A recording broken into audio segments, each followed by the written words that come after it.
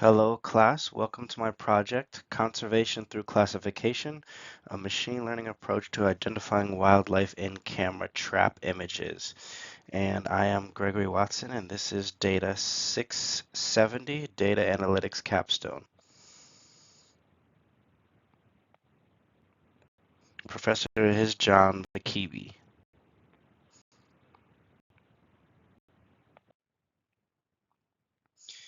So for this project, the problem that I'm analyzing is leveraging advanced machine learning algorithms to classify wildlife images more accurately and efficiently than human efforts can achieve. So in this project, we'll be using advanced machine learning models such as convolutional neural networks and vision transformers to classify 8 different animal classes.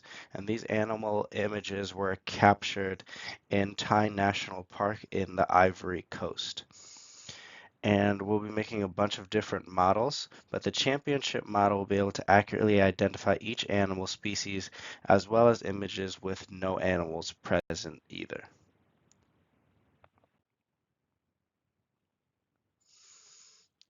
So the background of this problem is that conservationists need to be able to observe wildlife populations and species health without directly interfering with the environment. When they go into the environment, they want to be able to observe the species without really affecting it, because animals have a lot stronger senses than we do, so they can sense when people are around and it causes them to behave differently. The goal is to find a way to observe these animals without actually affecting the environment. And the way that they do that are with camera traps, which is they'll go into an environment, place cameras around, and these cameras can sense when motion or heat is around. And when they sense that, they will take a photo and take a photo of the animal that's in front of them. So each camera can capture hundreds or thousands of images daily. One camera can actually generate 150,000 images for just in 1 month. So that's a lot of data coming through from these camera trap images. And how they're handling these images right now is by manually labeling them, which means there's a person sitting there looking through each image and trying to label what animal is in the image. You'll see an example of one of the images in the set on the right. You'll see that there's obviously like a large cat in that image, but the manual image labeling process is tedious, it's time consuming, and it's prone to human error. A lot of times it's very difficult to actually see where the animal is in that image. And animals can closely resemble other species or only be partially visible. Again, it's just very difficult sometimes to figure out what animal is actually in the image.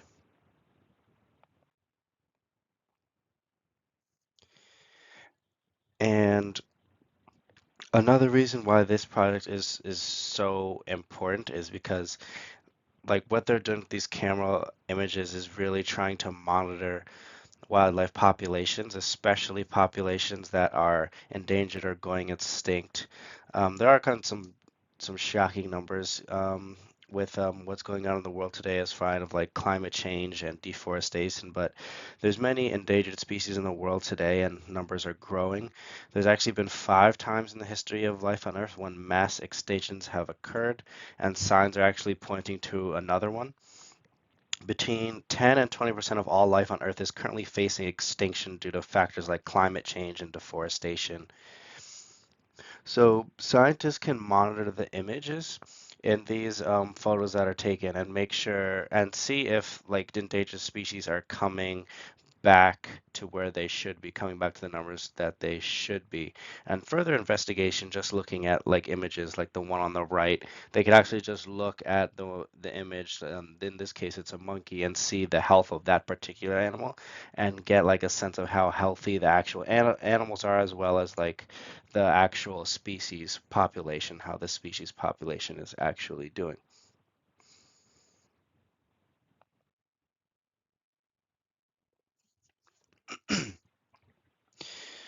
So as far as contribution to this project is based on a data science competition site. It's called drivendata.com. And I found this data set there. It's part of a competition, and pretty much they give you a bunch of tests of images, all coming from the national park in the Ivory Coast that were taken in 2017. And the goal is to build an image classification model that can identify all of the 8 different species, or the 7 different species and blank images that are in those images. So there's been a lot of people who have already worked on the project, submitted their scores, and that's what I will be doing. I'll be working on this project too, submitting my score and seeing how my model stacks up to other people who have always also contributed to this. So the best wildlife classification model right now is a model created by Wildlife Insights and Google that can classify about 100 species with 80 to 95% accuracy. Since the time of this presentation, it looks like their goal was to get it up to about 450 species by this year. I haven't seen it up to date, but the goal is to get that up to 450 by 2024, and they're actively working on that. And another goal where I didn't have a timeline for it is to provide real-time analysis on the state of animal populations and the globe.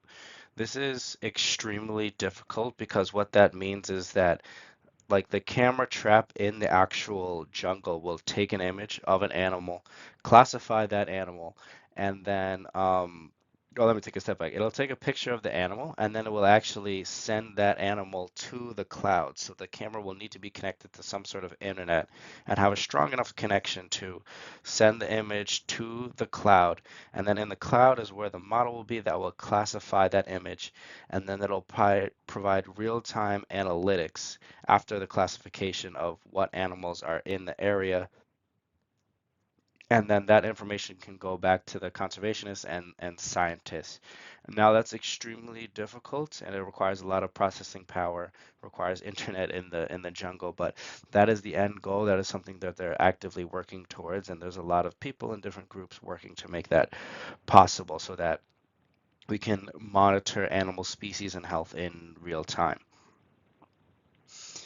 So for the actual competition, the current leader on the leaderboard is Hang Sin with a log loss score of 0.53, and second place has a score of 0.567. So two things, the way they're evaluating each model is they're using the log loss metric, and I'll talk about that more in depth in later slides.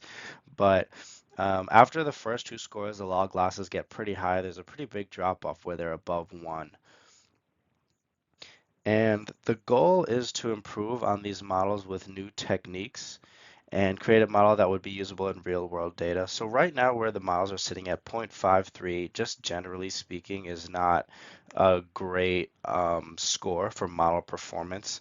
I believe in binary classification, like a rough estimate of a good model would have a score below 5. Ideally, closer to 0 is better. A perfect log loss score would have a score of 0. So what I want to contribute to this project, what I'm striving for is to create a model that has a better log loss score, has a log loss score less than 0.53. And from the image on the right, you can now see that the first two images you saw were very clear, but this one is a lot more difficult. At first glance, it's a bit difficult to see where the animal is, but you can actually see I believe it's a rodent, or it might be a civet actually. But on the bottom left corner of that image, you can see the body and the tail. So for the Wildlife Insights and Google model to classify images with 80 to 95% accuracy is incredible, really. But of course, they have a lot of people working on the model, a very big team.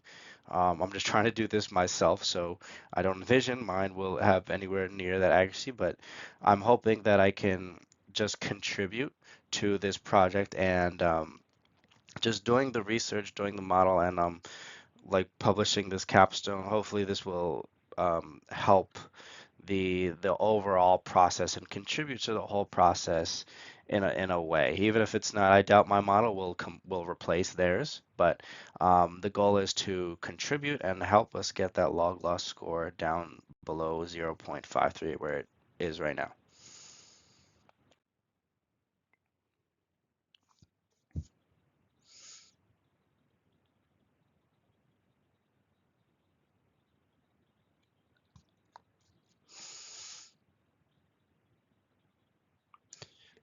So for the importance of the project, again, there's between 10 and 20% of all life is currently facing extinction from things like climate change and deforestation.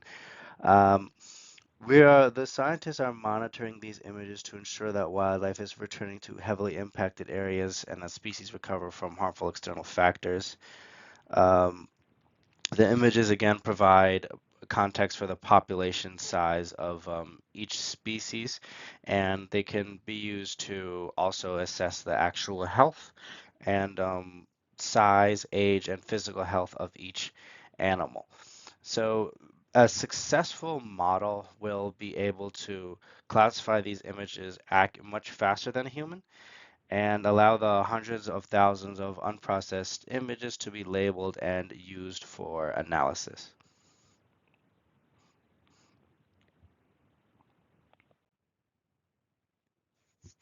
Now, the key performance indicators for this project are three things: log loss, overall and class accuracy, and operational efficiency increase.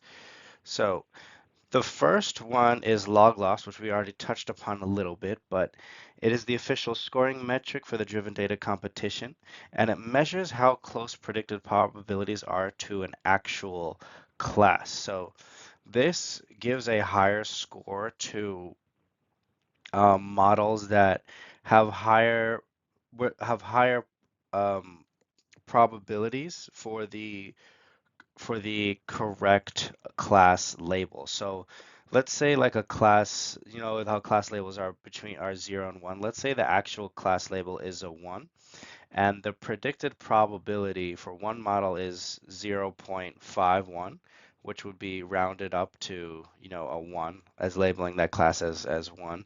And then the other one has gives that classification a zero point 0.9, so like a 90% chance versus like a 51% chance from the other model.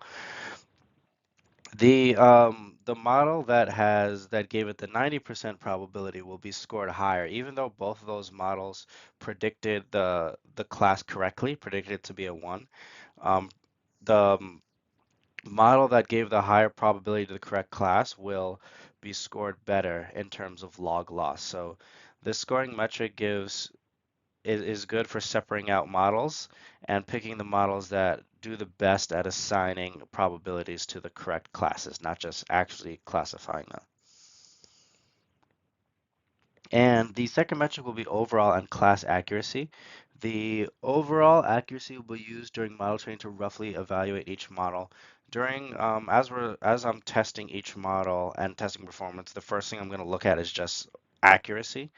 Um, And then as I get to models who have higher accuracy and they get closer in terms of performance, then I'll start looking at other things like accuracy for each class, and then in that precision recall and in the confusion matrices for each class when the models start getting close to each other, and you know which models are performing better than others. We'll start looking at more advanced metrics like that.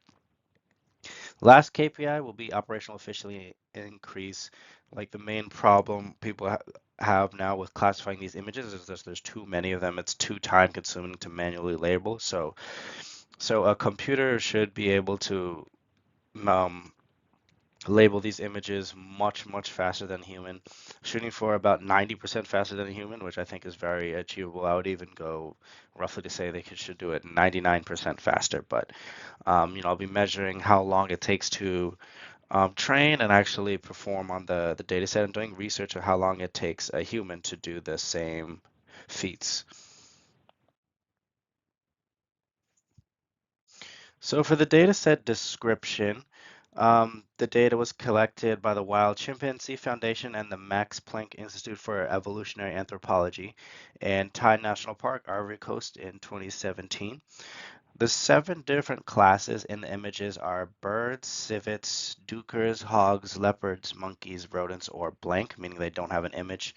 And for those who don't know, civets are kind of like a cross between raccoons and cats. That's what they look like. And duikers are type of like they kind of look like antelopes.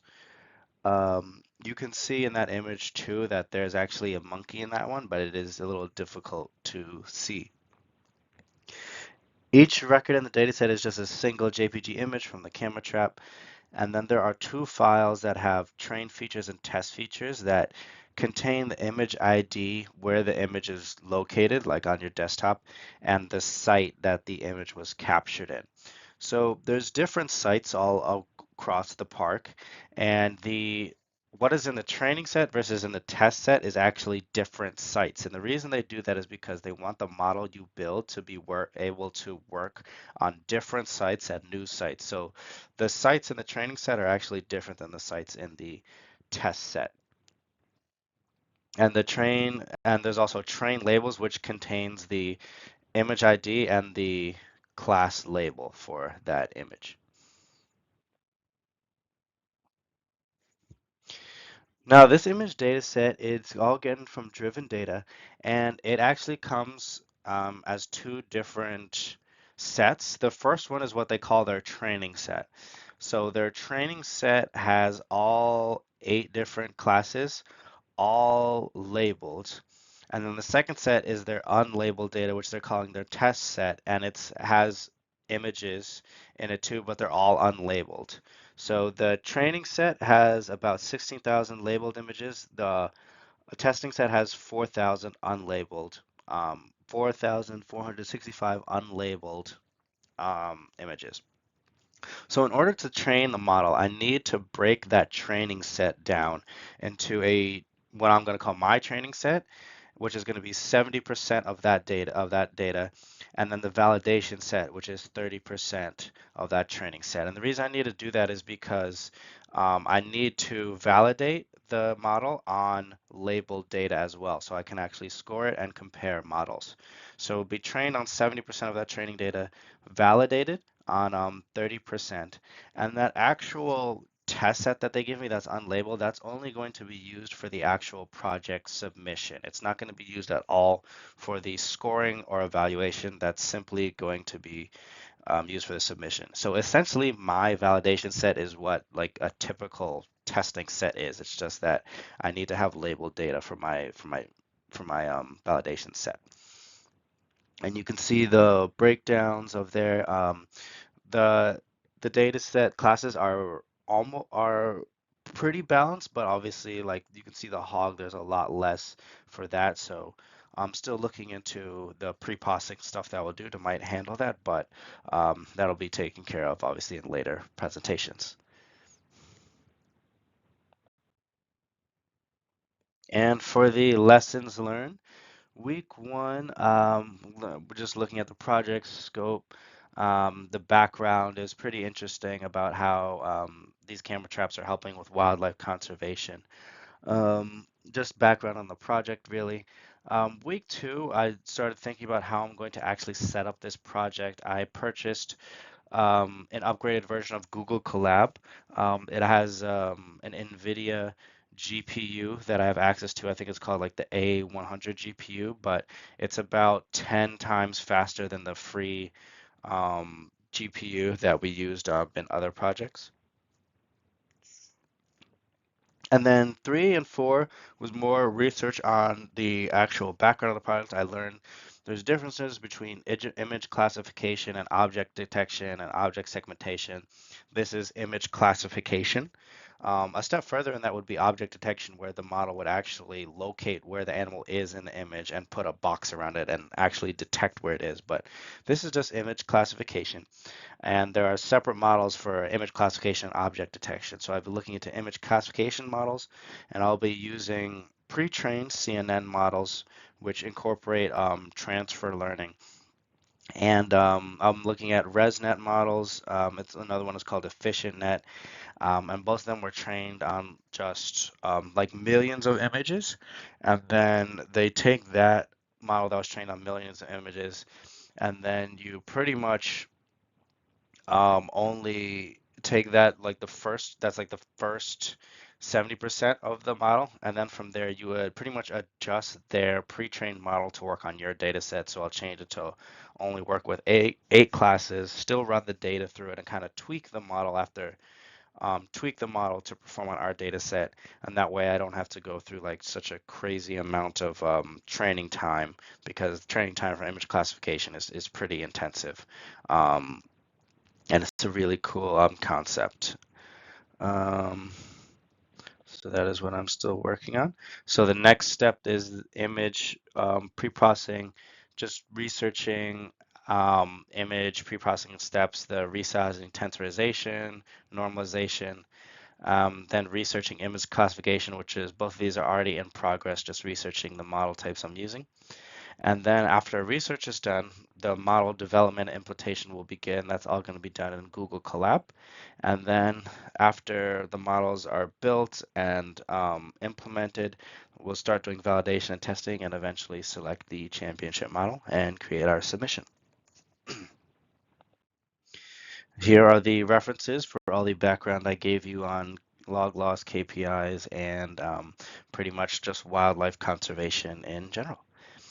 And that is it for this presentation. I look forward to sharing you guys my entire project once it is completed. Thank you.